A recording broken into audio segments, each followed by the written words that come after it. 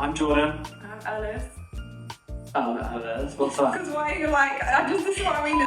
I'm Jordan. I'm Alice. And together we run Vegan Camp Out. And these are the 9 biggest myths about VCO set straight. Yeah, I mean, this one isn't really a myth, it's just something we hear a lot, isn't it? Yeah, I mean, camping festivals are expensive and they can be a luxury, but I feel like VCO is the cheapest of its kind, especially in the UK. I don't most festivals charge like 200 a weekend, Minimum. but we're charging obviously 130. And I also think people don't really realise that like the ticket covers so much. So like the camping, the after parties, the DJ sets, The talks. comedy sets, like there's just so much meditation. Yeah, I mean, the only things you have to pay on top of your ticket price is for things like food, drink, you know, some of the items that people might buy from the stores. But other than that, everything is covered in that price. And as well, like we offer 6-month payment plans that are like obviously spread out to make it a lot easier for people as well. So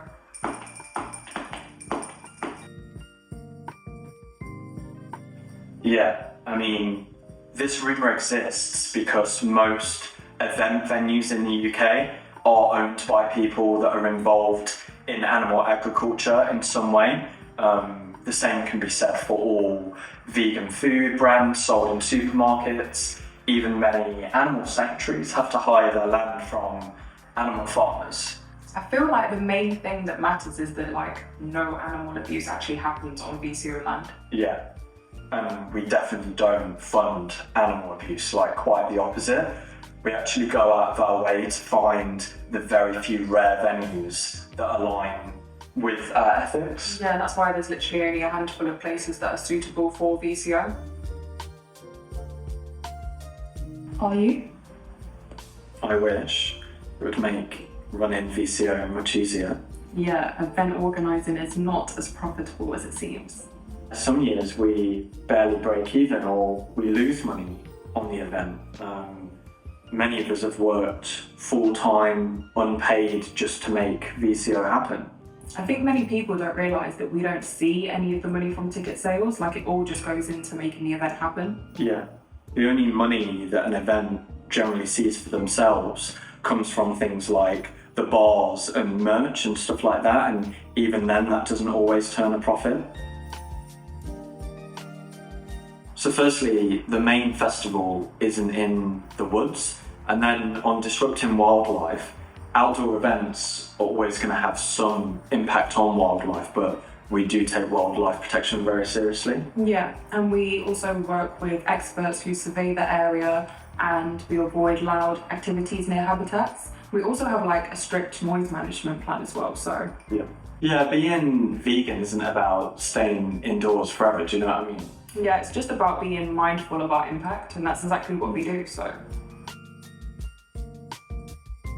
Well, is it true? Skip this one.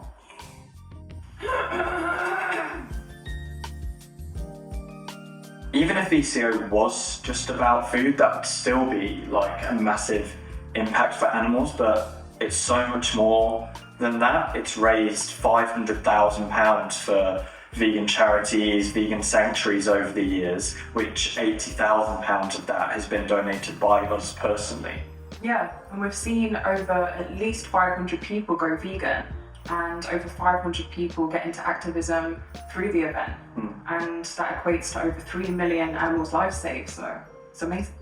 On that note, actually, if you're an activist who's interested in coming to the event, we actually offer 25% off, just as a thank you for everything you've done for the animals. Yeah, and a further £10 from each activist ticket sold gets donated to an animal charity of your choice. So yeah, as for the picked-up claim, that was true in only 2016 at the first vegan camp out, when it was just a bunch of us in a field. But since then, the festival has grown massively to have so much education and talks and activism and now it's like a completely different event.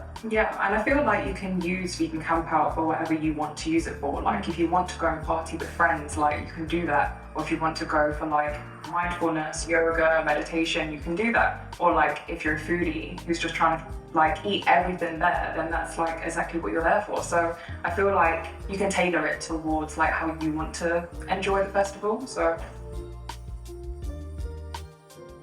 Vegan Camp Out is 100% a festival.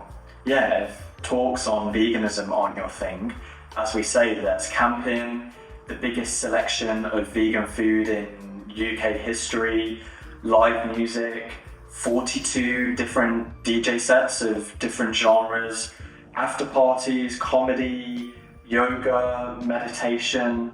Yeah, market stalls, kids entertainment, skateboarding, drag, arts, karaoke, like the list goes on. Yeah, it's a full festival experience with or without the activism.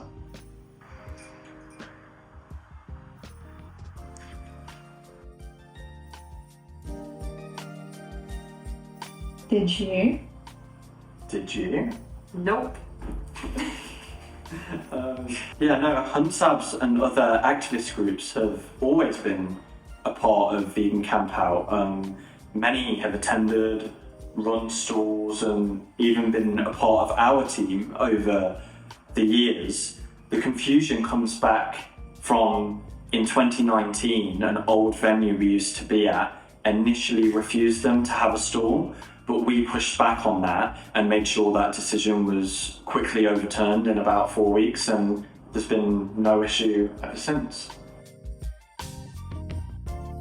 And finally, no, we've never held VCO on any animal farms. Some venues in the UK do operate as animal farms, but we've always excluded them from our options. So Yeah, this one's a random rumour. We have no idea where it started, but some people still ask us, so we're here to tell you no. Mr. Sandman.